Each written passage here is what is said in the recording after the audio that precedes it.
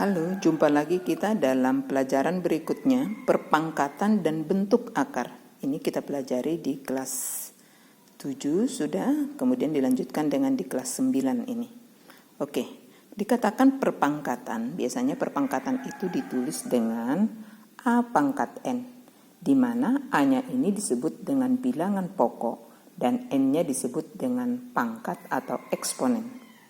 Oke, kalau kita temukan lagi ada A pangkat N, artinya itu adalah A kali A sampai N faktor.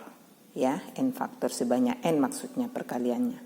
Oke, kalau pangkat bilangan bulat negatif, ya ini di kelas 7 sudah kita pelajari, bahwa kalau ada A pangkat negatif N, ini kita jadikan dulu dia berpangkat positif dengan cara 1 per A pangkat N. Ingat, dengan A tidak sama dengan 0. Nah, bagaimana lagi sifat-sifat yang harus kita temui dalam perpangkatan ini?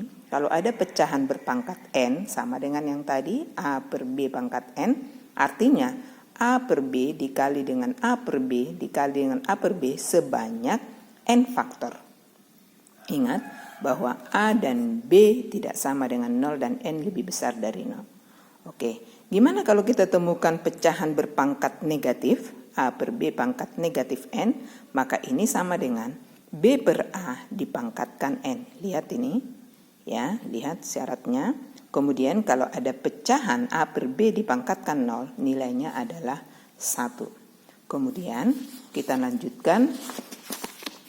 Apa aja yang kita temukan lagi dalam sifat-sifat dalam perpangkatan? Lihat, kalau ada bilangan berpangkat pecahan A pangkat M per N, ini kita bisa menjadikan ini menjadi bilangan bentuk akar.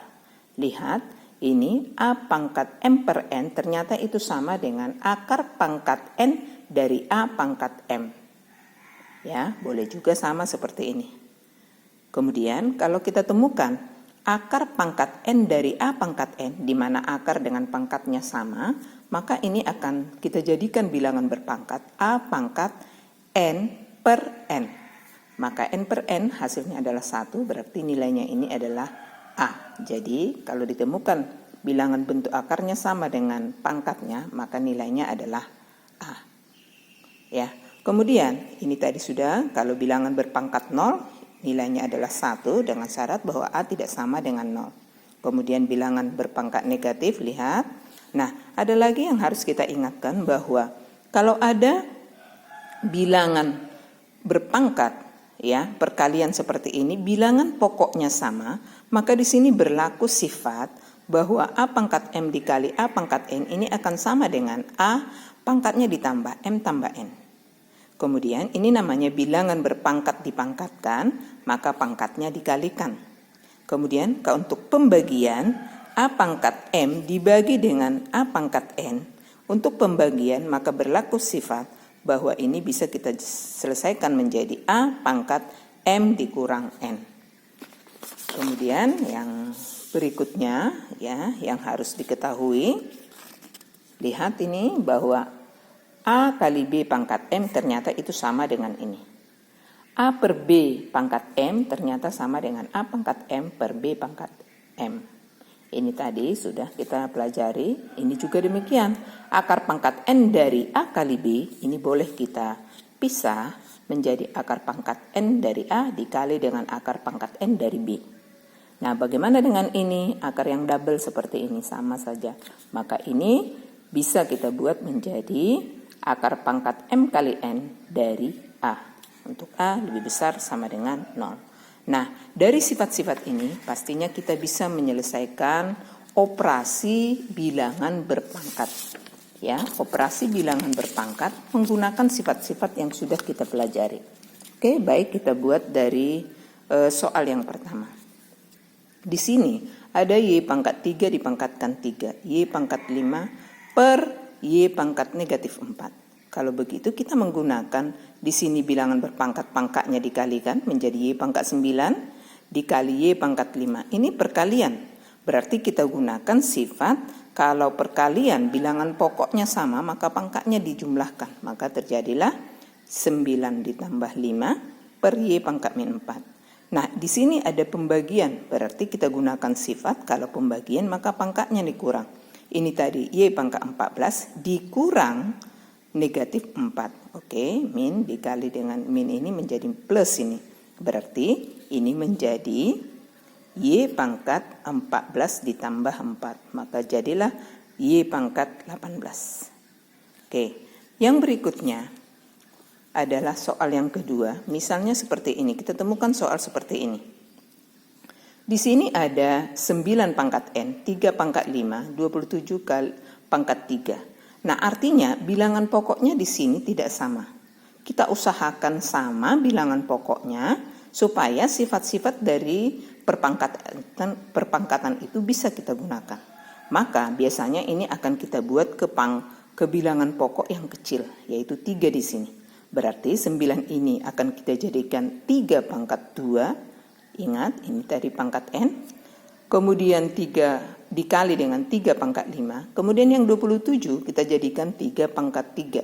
Dipangkatkan 3. Begitu juga yang 81 kita jadikan 3 pangkat 4. Oke, ini tadi 3 pangkat.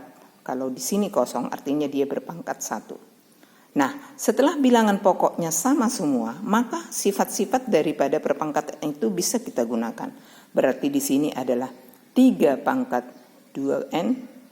Kemudian ini adalah 3 kali 3, 9. Berarti ditambah pangkatnya 5 ditambah 9, ini jadinya 14. Yang di bawah 3 pangkat 1, ini 16, berarti 3 pangkat 1 tambah 16. Maka begitu kita buat seperti ini, 27 tadi 3 pangkat 3 ya, kita disuruh mencari nilai N ini. Berapa nilai N yang di sini tadi?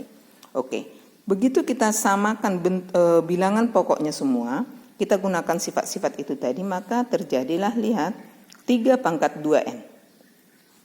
Dikali 3 pangkat 14, di sini di bawah pembagian, berarti dikurangi 17. Sama dengan 3 pangkat 3.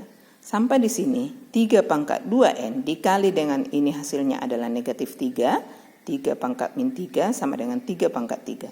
Apabila kita temukan bilangan pokoknya sudah sama seperti ini, kita mencari nilai N. N itu tadi berupa pangkat, berarti tinggal menyelesaikan pangkatnya. Jadi kita ambil 2N dikurang 3. Oh ya, di sini tadi 2N kita ambil pangkatnya, 2N dikurang 3 sama dengan 3.